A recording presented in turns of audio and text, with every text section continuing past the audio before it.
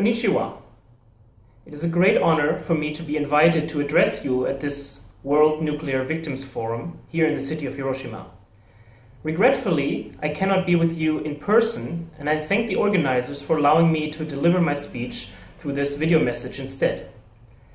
I work as a pediatrician in Berlin and am a member of IPPNW, the International Physicians for the Prevention of Nuclear War.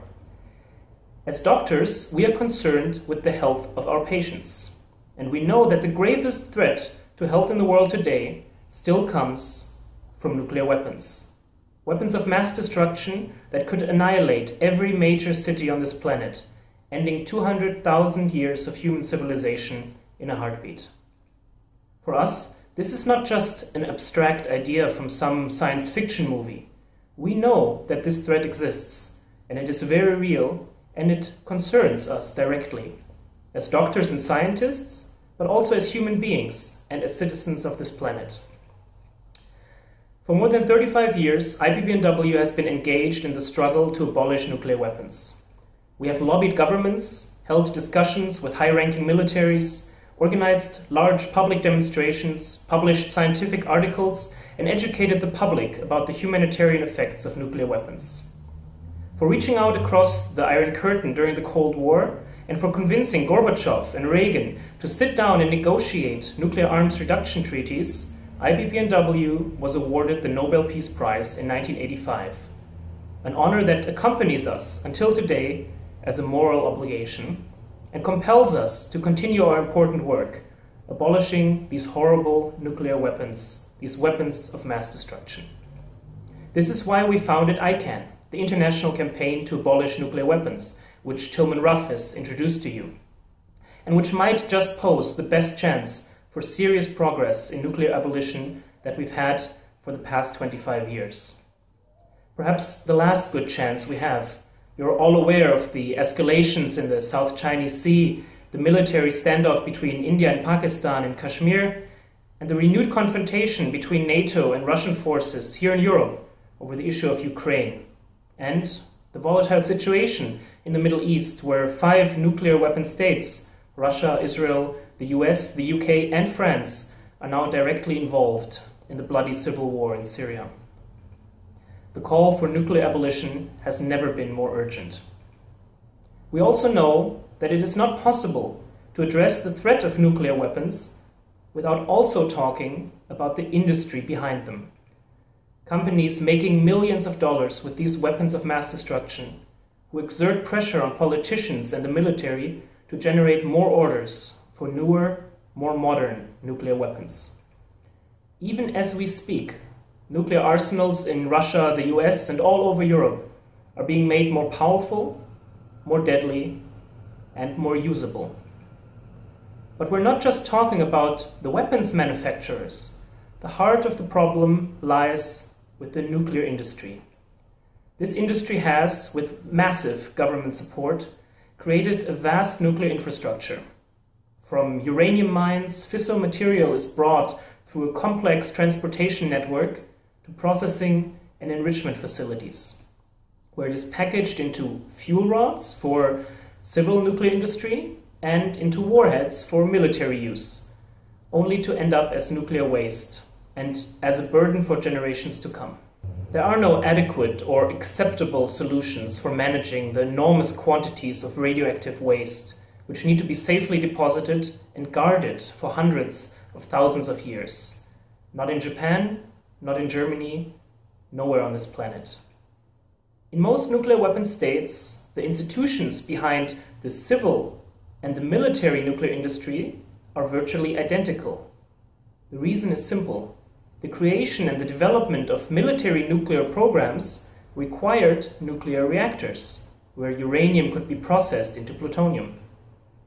The fact that this process releases a lot of energy led to the perfidious idea of promoting nuclear energy around the world under the slogan of Atoms for Peace, a public relations masterpiece by the US nuclear lobby.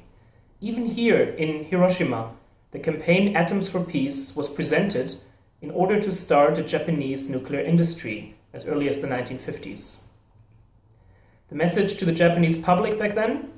The technology that had brought so much pain and suffering to the people of Hiroshima and Nagasaki, and that had the potential to destroy the planet, was now supposed to contribute to world peace by producing massive amounts of energy. What people were not told, however, was the fact that a civil nuclear industry, and with it an infrastructure for uranium mining, transport, and refinement of fissile material, could at the same time serve military purposes. Every single state that has produced nuclear weapons first had to build up a civil nuclear industry. The simple truth is, without nuclear power plants, there would be no nuclear weapons. And without nuclear weapons, there would be no nuclear power plants. As peace activists, we look at the nuclear industry and see how it contributes to nuclear proliferation and endangers world peace. As doctors, we look at it from a public health point of view as well. And we see that every part of the so-called nuclear chain causes detrimental harm to our planet and to our health. We see it as our responsibility as doctors to educate people about the connections between the civil and the military nuclear industry and about the health effects of ionizing radiation in general. We therefore thought about creating an exhibition that would show the various ways in which the nuclear industry negatively affects health and the environment. Initially, we were not sure how best to approach this subject, until we realized that, as doctors, the great strength we have is our close connection to the affected populations. And thus, the idea was born to focus on Hibakusha. Around the world, the survivors of the nuclear attacks on Hiroshima and Nagasaki are known by the Japanese term Hibakusha. Many of these Hibakusha have been courageously working for a world free of nuclear threat. They do not want to see future generations having to endure the same experiences they did. Because of this, they have dedicated their lives to the struggle for a better world, a world free of the nuclear threat, and have begun to tell their stories to younger generations. Over the years, the term Hibakusha has been globalized. People in Kazakhstan, on islands in the Pacific, in the Australian outback, around the Arctic Sea, everywhere where nuclear weapons were detonated and where people have been affected by radioactive fallout and the contamination of their homes, people have been calling themselves Hibakusha. Hibakusha from Japan have been active in reaching out to these people, inviting them to their conferences and including them in their call, "No more Hibakusha." They too want to tell their stories and prevent future generations from having to endure their fate. And there are also other groups which have had to suffer under the nuclear industry. The inhabitants of uranium mining regions, such as the Australian Aborigines, the people of Yadugoda in India, or Native Americans in Canada and the US. The mining of uranium for nuclear weapons and nuclear power plants has turned once flourishing countrysides into nuclear wastelands. Where uranium was discovered, mines were opened, and soon enough radioactive waste rock, mine tailings, and processing refuse were dumped in rivers, lakes, and forests. In every place on Earth where uranium is mined, miners and the surrounding population suffer from the effects of radioactive contamination. Even here in Germany, in the Erzgebirge, we see until today the harmful effects of decades of uranium mining on people's health and the environment. People's homes were radioactively contaminated and their health compromised, all for the insanity of the nuclear arms race and the profit of the nuclear industry. They too are Hibakusha, and their stories must be heard as well. When the Fukushima catastrophe began in March 2011, and I say began because it continues until today, the term Hibakusha took on a new meaning in Japan. Many of the people affected by the nuclear meltdowns and radioactive fallout also began calling themselves Hibakusha. And it dawned on many that nuclear energy and nuclear weapons are really only two sides of the same coin. Both require uranium. Both require uranium enrichment. Both pose a substantial proliferation risk, and both can severely harm the environment and people's health. Both are inhumane. because they do not allow for mistakes, and making mistakes is perhaps the most human trait of all. We know today that civil nuclear energy is not as safe as the nuclear lobby has always claimed. In fact, even here in Germany, where we have not had major nuclear accidents, the rate of childhood cancer around nuclear power plants is increased significantly. Mankind has had to learn the hard way that the promises of the nuclear industry are not worth the paper they were written on. 3 Mile Island in 1979, Chernobyl in 1986, and Fukushima in 2011. 3 major nuclear catastrophes in 32 years, countless smaller spills, leaks, accidents, nuclear incidents, and millions of people who were affected by increased levels of radiation and who now have higher risks of developing cancer and other radiation-associated diseases. Because there simply is no safe dose of radiation, no matter how small. As doctors, we know every person on this planet has a right to health and to life in a healthy environment. This universal right should apply also to the people affected by nuclear fallout and by radioactive contamination. They too are Hibakusha, and their stories deserve to be told as well.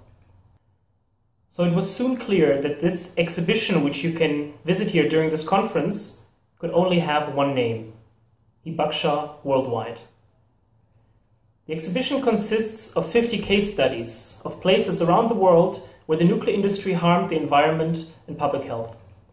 It is important to realize that this exhibition is not meant to be comprehensive. Besides these 50 cases, there are many more all over the world which would just as well deserve to be included in this exhibition. These posters are illustrations of the problem. They are meant to raise questions, to demonstrate connections, and to show the extent to which we as a human race have caused harm to our planet, our environment, and to our health. The exhibition is dedicated to the millions of people whose lives have been affected by the nuclear industry. Indigenous people whose homes were turned into nuclear wastelands by uranium mining, the downwinders of more than 2,000 nuclear weapons tests, the survivors of the bombings of Hiroshima and Nagasaki, and the people affected by radioactive fallout from civil and military nuclear incidents. All of them would have had better lives if the uranium had been left where it belongs, in the ground. I thank you for this opportunity to address you today and hope that our exhibition can contribute to this very important conference. Arigato gozaimasu to all of you for taking out time of your busy schedules to be in Hiroshima today and to fight for the rights of Hibakusha around the world. I see no better way to close this speech than with the powerful call of the Hibakusha themselves. No more Hiroshimas, no more Nagasakis, no more Fukushimas, no more Hibakusha. Arigato gozaimashita.